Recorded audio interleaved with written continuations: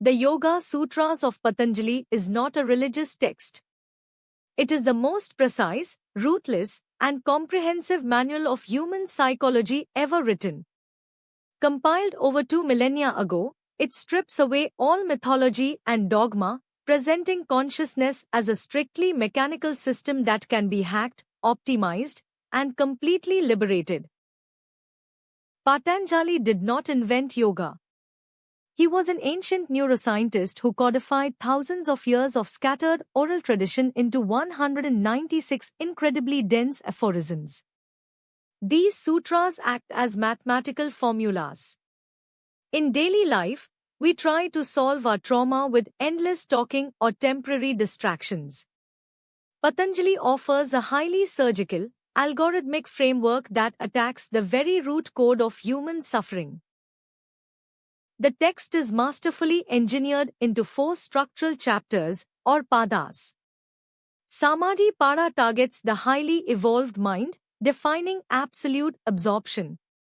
Sadhana Pada descends into the trenches, providing practical, brutal discipline for the distracted beginner. Vibhuti Pada explores the terrifying supernatural powers that arise from extreme concentration. Finally, Kaivalya Pada reveals the absolute, permanent liberation of the soul. The central thesis of this entire science is the tragedy of human hypnosis. You are not your brain. You are the immortal, unblemished, silent observer looking out through the eyes. But because the biological machine is so loud and chaotic, the pure soul becomes violently hypnotized. This mechanical chaos is known as chitta vritti, the swirling fluctuations of the mind. In the modern world, this is the relentless dopamine loop of social media, the paralyzing spiral of imposter syndrome, and the crushing weight of past trauma. Our attention is violently hijacked thousands of times a day. Patanjali diagnoses this uncontrolled mental fragmentation as the singular cause of all human misery. To cure this, the sutras operate on the philosophical bedrock of Samkhya. Samkhya demands absolute dualism. There is Purusha, pure consciousness, and Prakriti, primeval matter. Everything you can touch, think, or feel, including your own intellect, is just temporary, swirling matter.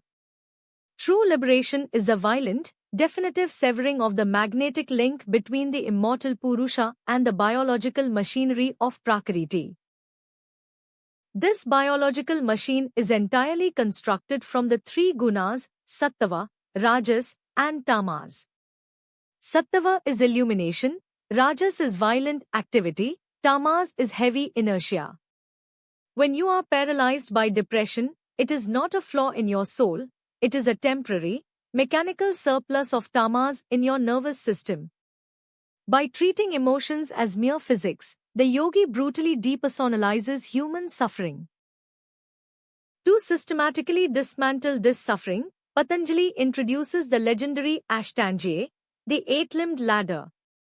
This is not a collection of stretching exercises. It is a precise sequence of biological overrides. It starts with external ethics, locks the physical body into stillness, paralyzes the respiratory system through breath control, amputates the senses from the external world, and forces the mind into a nuclear singularity of concentration. The ultimate goal of this surgical intervention is Nirodha, the absolute cessation of all mental activity. You cannot think your way out of a panic attack. You must flatline the mind. Through relentless discipline, the yogi creates an impenetrable force field, starving the toxic, chaotic neural pathways until the mind's screen becomes a flawless, completely frictionless mirror. The final outcome of this monumental effort is Kaivalya, absolute, pristine isolation. Isolation here does not mean loneliness. It means the soul is finally, permanently isolated from the intoxicating neurochemistry of the human brain. You no longer react blindly to adrenaline or fear. You walk through the fire of daily existence as a completely free, untouchable sovereign, resting forever in your own majestic perfection. This is the ultimate promise of the Yoga Sutras.